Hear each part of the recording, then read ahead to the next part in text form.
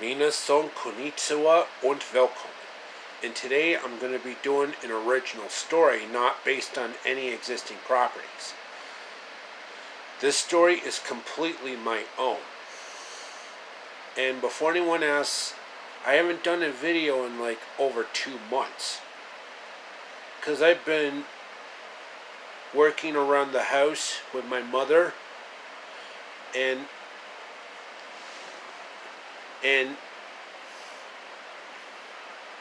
pretty much been playing some Nintendo Switch. Anyway, this particular original story is called Lucky, the World Famous Dragon. Let's start the video, shall we? Once upon a time, not too long ago, somewhere in the southern part of Miami Beach, Florida, lived a father with two kids. There was Jennifer Kawasaki and Robert Martinez. And this father was pretty much doing everything he could to support his kids. You know, Jennifer and Robert.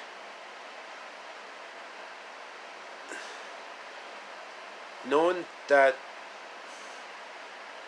he works for a major corporation like Walmart. You know, handling the DVDs, Blu-rays, and 4K Ultra HD. Then also handling the video game department. Then, on one particular morning, Jennifer was reading some beloved children's books like Cinderella, Thumbelina, Alice in Wonderland, and Beauty and the Beast, while listening to some good rap music like Schoolie D, Ice Cube, Ice-T, Busta Rhymes, Fat Joe, Notorious B.I.G., Tupac Shakur, Sticky Fingers, DMX, among various others. While Robert was in the other room playing his PS4 and listening to some symphonic music, from Tchaikovsky to Beethoven to Mozart to Bach, and from Strauss to Wagner to Prokofiev to Rachmaninoff. And reading a lot of Sailor Moon and Dragon Ball manga. Then some Naruto and Bleach manga as well. It's my turn, believe it! Do not use such strong words. It makes you look weak. What's 1 or 2 pieces of dust to scatter? The mailman brought in a very odd-looking egg. And Jennifer was the one who investigated the egg. So what did she decide to do? Actually hide it in her room so Robert and their dad don't find out. And the father is named Tony. And I do mean Tony, like Tony Montana from Brian De Palma's Scarface. So Jennifer was pretty much taking care of the egg like if it was her own baby. And need I remind you that both Jennifer and Robert are like 19 now? Well, the latter being almost 20, and the former just turned 19.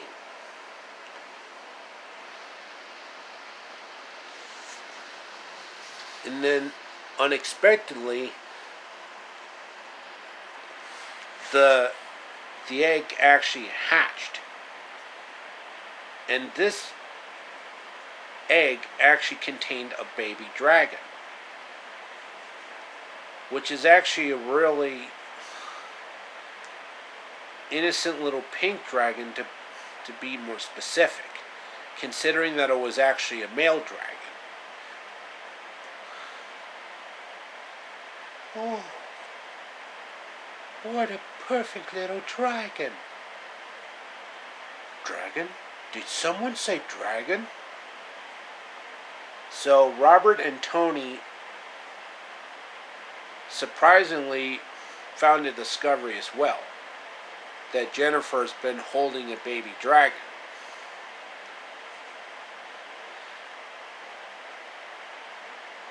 And Jennifer actually picked out a good name for the dragon.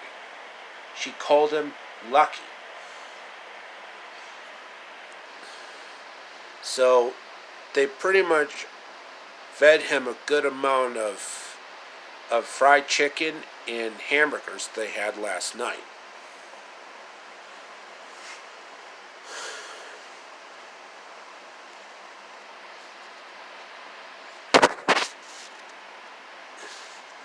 And then months go by. And Lucky the dragon became so big that Tony decided to make some money off of him by making the dragon perform wonderful tricks, like conducting an orchestra or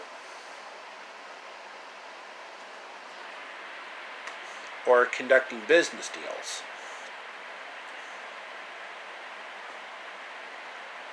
And there was actually another dragon that lived nearby, whose name was Ord, as in the one from Dragon Tales. Like, definitely, just because someone said something mean doesn't make it true. To learn more about Dragon Tales, visit our website at pbskids.org.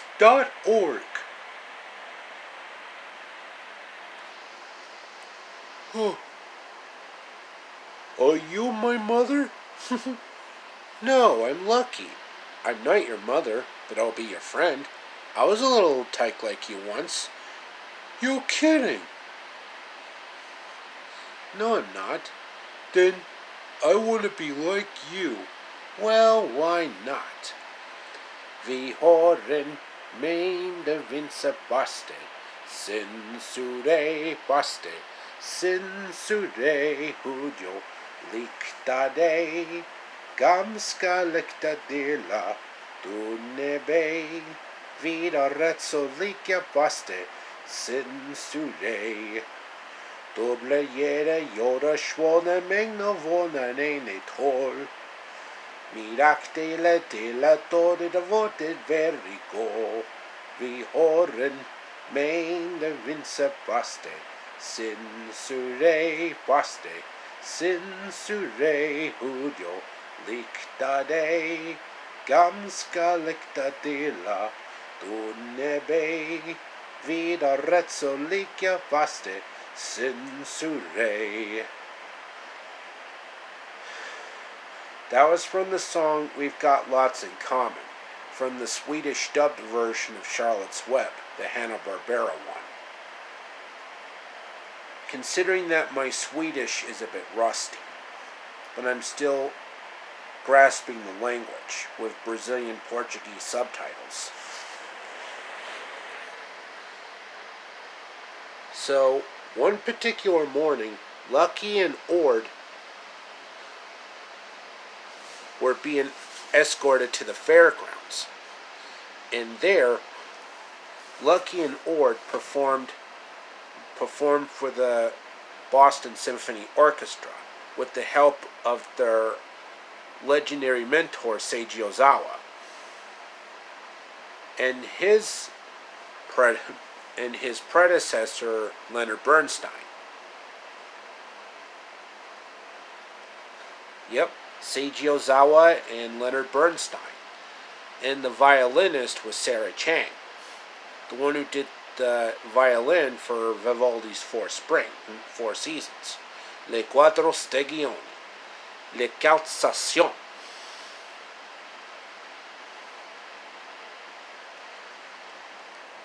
That same exact day, a rival dragon tried to butcher Lucky's efforts. And it's actually a French dragon named Pierre, who sounds a lot like Maurice Chevalier from Lerner and Loewe's Gigi, then Disney's The Aristocats, known in France as Les Aristogats, but in Italy it's Gli Aristogati. Ho ho! So you think you were clever, huh? You pathetic little dragon. I'll show you what a real musician can really do. So Pierre actually pulled out his Italian accordion.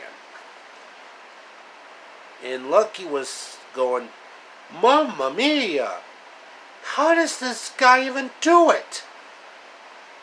I can do better than that by playing the mandolin. We'll show him who's boss around here. Are you sure about that, Lucky? I mean, he's really that good. Or we can do better than this. If all else fails, better pull out the big guns. By impersonating Paul Lynde. Play? I hardly know the meaning of the word.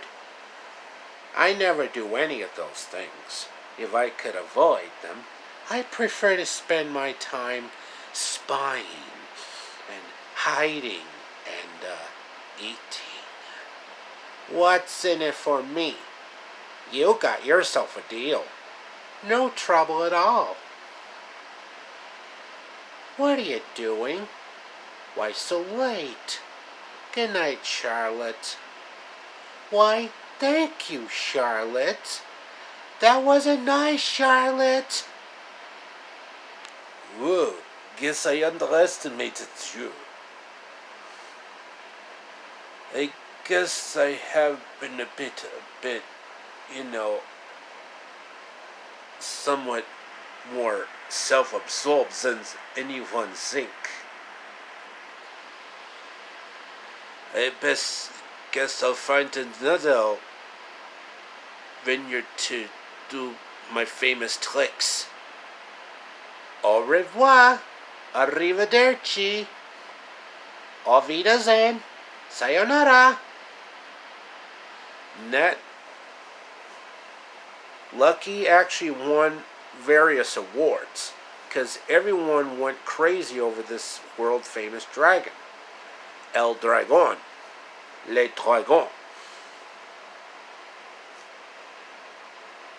But there were more and more venues that he had to go for. Okay, that should be the end of part 1 of this original story. Stay tuned for part 2 as I continue the story. And I'll be back after these messages, so stay tuned. And don't touch that dial. And no spam comments allowed anywhere.